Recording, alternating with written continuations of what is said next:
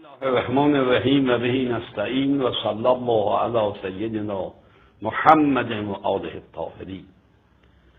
عده زیادی در نامه ها و غیر نامه ها درباره غم زنی از ما سوال میکنند. من میخوام به صورت شفاف و مستدل خدمت شما عزیزان این مسئله رو بشکافم. اولا شک و تردید نداشته باشید که غم زنها روی عشق به امام حسین دارن غم میزنن. ما در نیت پاک اونها حرف نداریم، راه و اشتباه رفتن. مسئله عزاداری یا باید منصوص باشه یا اطلاقات باشه. به عبارت واضح تر، یا ببینیم ائمه هدی چه رقم عزاداری میکردن، و یا این است که یک اطلاقات و عموماتی درباره عزاداری باشه، ما به عرف مراجعه کنیم بگیم این مصداق عزاداریه. ائمه هدی مجالس تشکیل میدادن، مداحان می آمدن می خوندن اشعاری درباره عزاداری، صدا می زدن، خانوادهشون و دوستانشون رو می نشستن گریه می کردن و عظمت امام حسین رو در لابلای اون اشعار مداحان روشن می ساخت. این سبک عزاداری ائمه علیهم السلام بود. و بعدا نگاه میکنیم روایاتی که درباره عزاداری به طور مطلق صحبت میکنه، مراجعه به عرف میکنیم، ببینیم عرف چه چیزها را عزاداری میداند و چه چیزها را عزاداری نمیداند. گریه کردن عزاداری میدانند، سینه زدن امثال اون عزاداری میدانند، ولی آیا قبیل زدن هم در عرف مصداق عزاداری است؟ زمان ائمه معصومین بوده؟ نه. در عرف مصداق عزاداری است؟ نه. از این گذشته این قبیل زدن باعث شده است که دشمنان ما به وسیله آن دنیا رو بر ضد ما بشورانند، یعنی ایجاد تنفر کنند. عجیب است، یکی از دوستان میگفت امسال هر شبکه‌ای از شبکه‌های مخالفین رو باز کردم، دیدم از مراسم عاشورا جز غم زنی نشان نمیدن. اون مجالس باشکوه، اون دستجات باشکوه، اون برنامه‌های باشکوه، اون سخنرانی‌ها و مداحی‌های باشکوه، خبری از اونها نیست. هرچه هست فقط غم زنی نشون میدن که دنیا رو از ما متنفر کنن. من اگر در مجلس غم زنی باشم دوست دارم دست این غم زن رو ببوسم، غمه رو از دستش بگیرم، بگم برادر عزیز، این غم زنی امروز، حالا یک روز وضع دیگری داشت و بعضی علما درباره چیزی گفتن، امروز این غم زنی به ضرر اسلام و تشیع.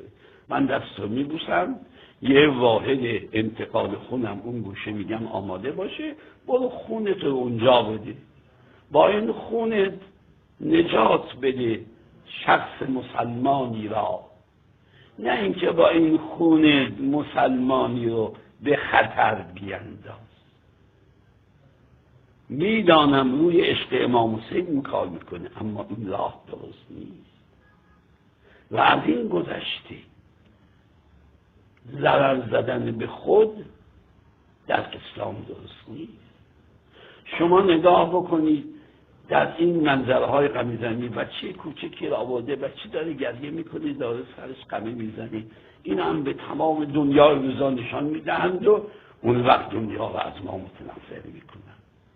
اون عزاداری با شکوه رو انجام بده، اون دستجات با شکوه رو انجام بده، اون برنامه‌های با عظمت انجام بده تا نام امام حسین در دنیا همه جا مورد علاقه واقع بشود.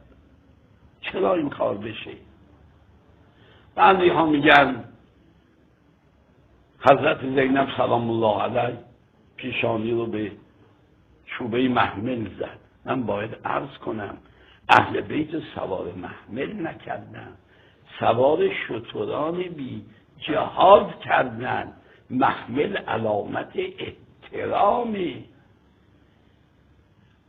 اسیران اهل بیت رو میخواستن احترام بزنن، سوار شترهای بیجهاز گاهی بچه ها میافتادن از اون پایین.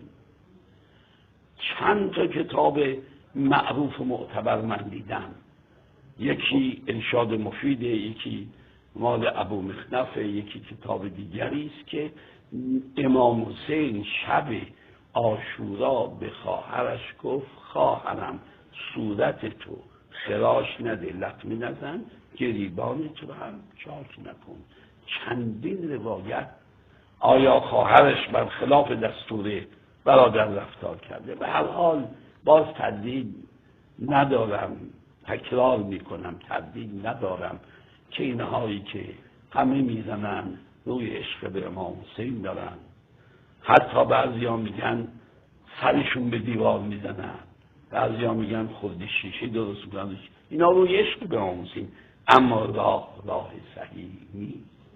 عزیزان کاری کنیم که امام حسین روز به روز در دنیا عظمتش بیشتر بشه، مردم دنیا عاشقش بشن، اهدافش رو بدانن. کاری نکنیم که اسباب مشکلاتی بشود. من به همه شما، حتی به غم زنها که انشاءالله مسیرشون رو عوض کنن، دعا میکنم که مشمول شفاعت امام حسین باشن و کارشون مطلوب امام حسین باشه، منتها مسیر رو انشاءالله عوض کنن. و السلام علیکم